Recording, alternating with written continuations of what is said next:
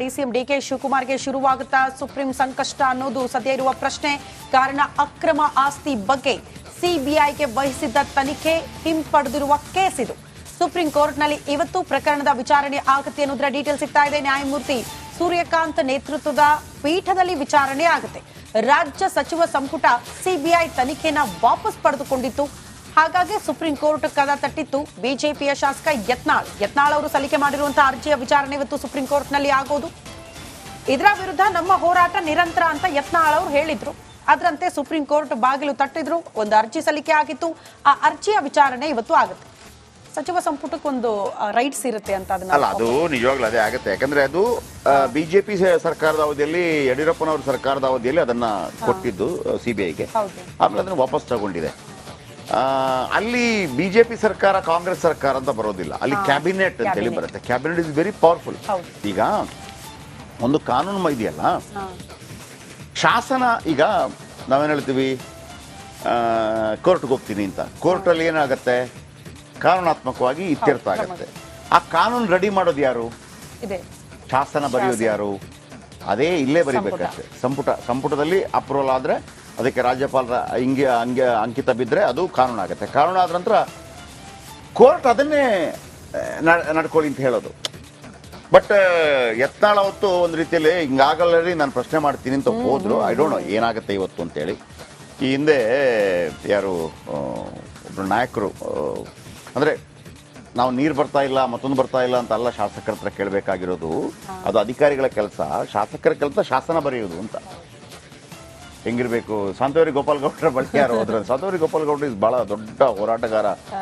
ಅವರು ಶಿವಮೊಗ್ಗ ಭಾಗ, ಮತ್ತೊಂದು ಭಾಗ, ಎಲ್ಲ ಕಡೆ ಅವ್ರ ಬಳಿ ಯಾರು ಹೋಗ್ತಾನೆ ಅಂತ. ನೀರು ಬರ್ತಾ ಇಲ್ಲ ಟ್ಯಾಂಕಿಯಲ್ಲಿ, ನೀರಿಗೆ ಬೈದ್ ಕಳಿಸ್ತಾರಂತೆ. ನನಗೆ ಅದೆಲ್ಲ ಕೆಲಸ, ನಾನು ಶಾಸನ ಬರೆಯೋದು, ಅಂದಿನ ಅಧಿಕಾರಿಗಳ ಹತ್ರ ಮಾಡಿಸ್ಬೋದು ಅಂತ ಹೇಳಿ. ಅಂದ್ರೆ ಬಾಕಿದವ್ರು ಬೈದ್ರೆ ನಾವು ಬೈತಿದ್ವಿ. ಶಾಂತವರಿ ಗೋಪಾಲ್ ಗೌಡ್ರು ಅಂತಂದ್ರೆ ಇದು ಅವರ ಏನು ಅಲ್ಲಿಗೆ ಆ ಘನತೆ ಅಷ್ಟು ದೊಡ್ಡದಿದೆ. ಆ ಥರ ಅದು ಪಾಠ ಆಗುತ್ತೆ. ನೀವು ಕಾಂಜಿ ಪಿಂಜಿ ಯಾರಾದ್ರೆ ಆದ್ರೆ ಏನೋ ಇವನು ಹಿಂಗೆ ಹೇಳ್ತಾನೆ ಅಂತ ದೊಡ್ಡವ್ರು ಹೇಳಿದ ತಕ್ಷಣ ಅದು ವೇದವಾಕ್ಯ ಆಗುತ್ತೆ ಅಂತ ಹೇಳೋದು. ಅದಕ್ಕೆ ನೆಕ್ಸ್ಟ್ ಬಸವರಾಜ್ ಈ ಬಗ್ಗೆ ಮತ್ತಷ್ಟು ಡೀಟೇಲ್ಸ್ ಅನ್ನ ಕೊಡ್ತಾ ಹೋಗ್ತಾರೆ. ಬಸವರಾಜ್, ಏನ್ ನಿರೀಕ್ಷೆ ಮಾಡಬಹುದು ಇವತ್ತು?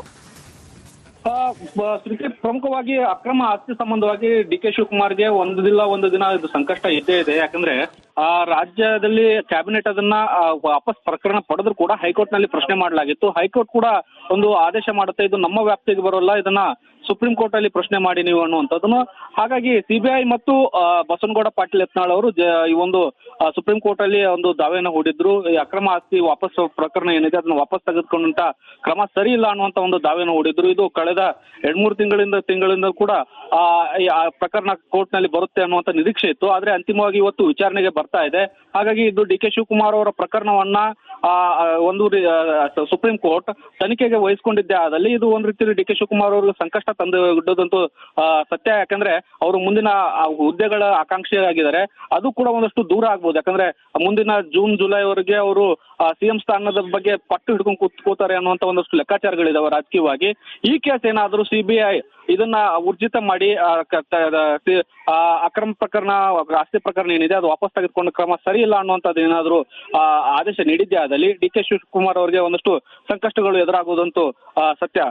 ಶ್ರುತಿ. ಓಕೆ ಬಸವರಾಜ್, ಧನ್ಯವಾದಗಳು ತಮ್ಮೆಲ್ಲ ಮಾಹಿತಿಗೆ.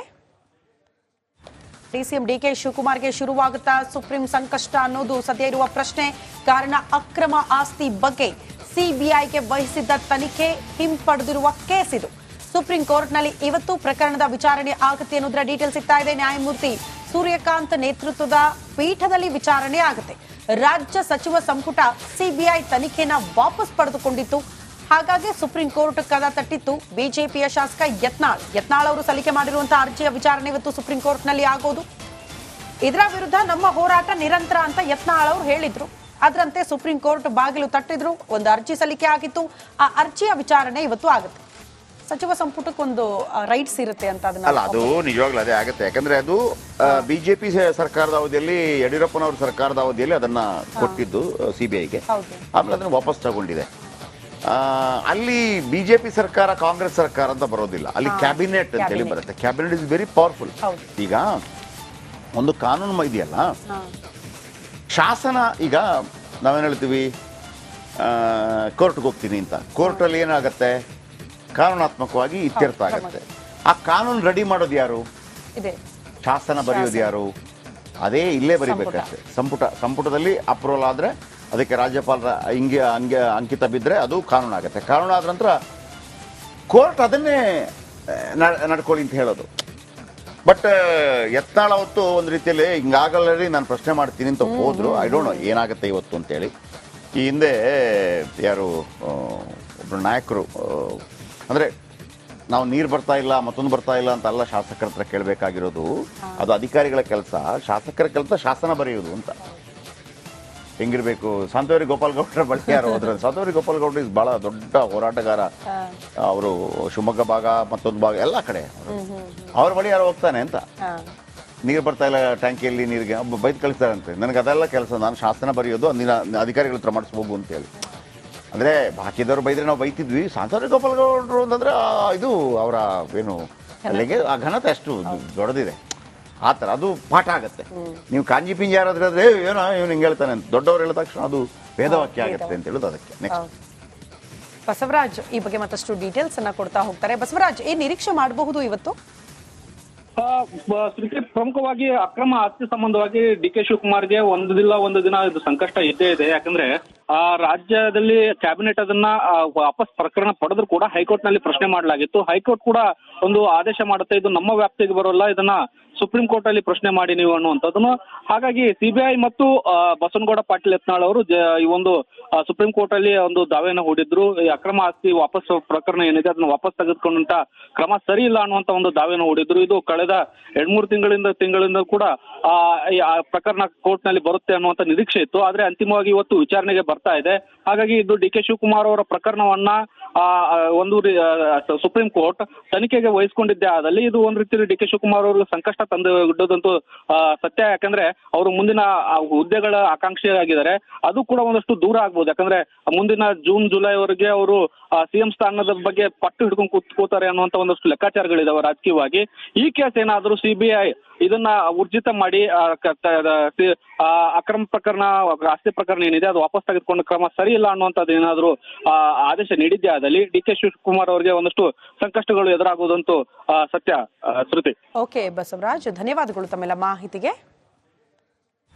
ಇನ್ನು ಡಿಕೆಶಿ ಸಿಎಂ ಘೋಷಣೆ ಮತ್ತಷ್ಟು ಜೋರಾಯಿತು, ಅಭಿಮಾನಿಗಳಾಯಿತು. ಈಗ ಜೈನ ಮುನಿಗಳ ಸರದಿ ಡಿ ಕೆ ಶಿವಕುಮಾರ್ ಅವರು ಸಿಎಂ ಆಗಬೇಕು ಅಂತೇಳಿ ಹುಬ್ಬಳ್ಳಿ ಹತ್ತಿರದ ವರೂರಿನ ಗುಣಧರನಂದಿ ಮಹಾರಾಜ ಜೈನ ತೀರ್ಥಂಕರ ಕ್ಷೇತ್ರದಲ್ಲಿ ಮಹಾಮಸ್ತಕಾಭಿಷೇಕ. ಇವರು ಕಾಂಗ್ರೆಸ್ ಪಕ್ಷಕ್ಕೆ ಕಷ್ಟಪಟ್ಟಷ್ಟು ಯಾರು ಪಟ್ಟಿಲ್ಲ. ಶಿವಕುಮಾರ್ ಮುಖ್ಯಮಂತ್ರಿ ಆಗೋದು ನಮ್ಮ ಆಸೆ ಅಂತ ಹೇಳಿ ಅವರು ಹೇಳಿದ್ದಾರೆ.